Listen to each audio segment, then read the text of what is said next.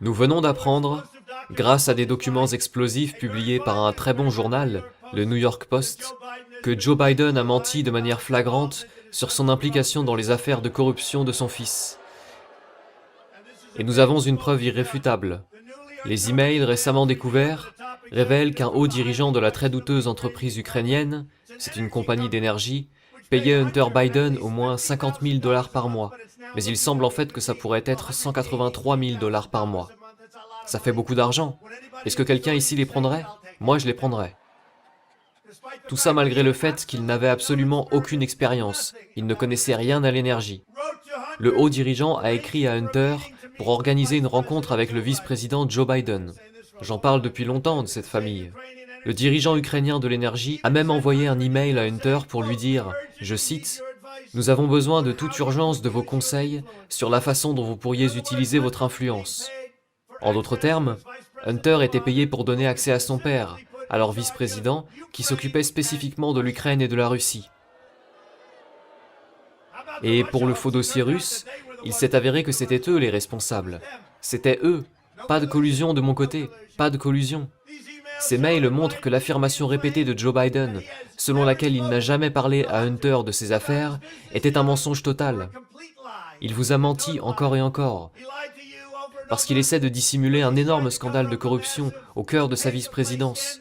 Et tout le monde le sait, tout le monde à Washington le sait, nous le savons depuis longtemps. Le fait est qu'il n'y a jamais eu d'administration plus corrompue que celle d'Obama et de Biden. Il n'y en a jamais eu, jamais. Il y a quelques semaines, Joe s'est présenté devant le peuple américain dans un débat présidentiel et vous a dit que ses affirmations avaient été totalement démenties et que son fils n'avait rien fait de mal.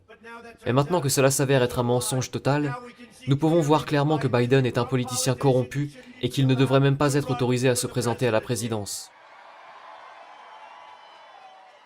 J'ai fait pression sur Joe Biden pour qu'il dise la vérité, parce que les médias mainstream corrompus, toutes ces caméras derrière, ils sont corrompus et refusent d'écrire cette histoire. Ils ne l'ont pas fait une seule fois en presque 4 ans de ma présidence, pendant le plus grand scandale politique des États-Unis. Une chasse aux sorcières, une horrible, horrible et dégoûtante chasse aux sorcières, qui ne devrait plus jamais pouvoir arriver à un autre président.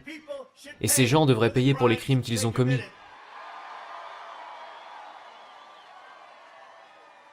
Qui se sont révélés être un canular totalement illégal. Des histoires fausses et diffamatoires. Tous les jours. Des histoires fausses et diffamatoires. Et les médias savaient que c'était faux. Ils savaient que c'était faux, pourtant ça n'a jamais été supprimé par Twitter ou Facebook, ou par les grands médias. Mais aujourd'hui, avec Biden, ils suppriment les messages négatifs, presque avant même qu'ils ne soient visibles. Ils essaient de le protéger, ils essaient de protéger Biden, alors ils suppriment. C'est une alerte de Fox News.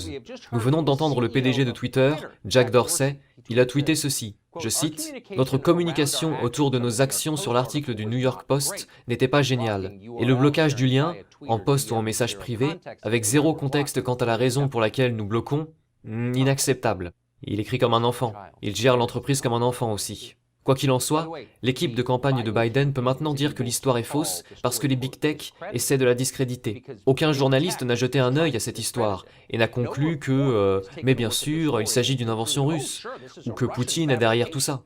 C'est ridicule. Donc l'équipe de campagne de Biden utilise les big tech comme prétexte pour ne pas répondre. Et les big tech essaient bien sûr de vous empêcher de lire toute l'histoire. Où cela mène-t-il? Si Biden est élu, vous pensez vraiment que les grandes entreprises de technologie vont arrêter de suivre les ordres de leur maître à Washington? Aucune chance. Vous pensez que les big tech vont soudainement considérer que vous avez le droit de penser par vous-même? Non. Hier soir, dans notre émission, nous nous sommes demandé si le masque était vraiment efficace contre la transmission du coronavirus, par exemple. Et en faisant ça, nous avons cité des données provenant directement du CDC, que nous avons tirées de leur site web, ainsi que d'autres sources scientifiques, le magazine Science, par exemple. Une étude a montré que plus de 70% des patients qui ont contracté le coronavirus ont déclaré avoir toujours porté le masque. 14% supplémentaires ont dit qu'ils le portaient régulièrement. Nous vous l'avons dit hier soir, et nous avons posté cet extrait d'émission sur Facebook. Aujourd'hui, nous avons appris que Facebook qualifie notre citation de partiellement fausse. Mais nous avons cité le CDC. Ils ont restreint la diffusion du message pour empêcher les gens de le voir. Encore une fois, nous ne pouvons pas le dire assez. Les données que nous avons diffusées à la télévision hier soir provenaient du Centre de contrôle des maladies. Nous avons utilisé leurs chiffres. Nous ne les avons pas inventés. Mais Facebook les a censurés. Alors où cela nous mène-t-il exactement ?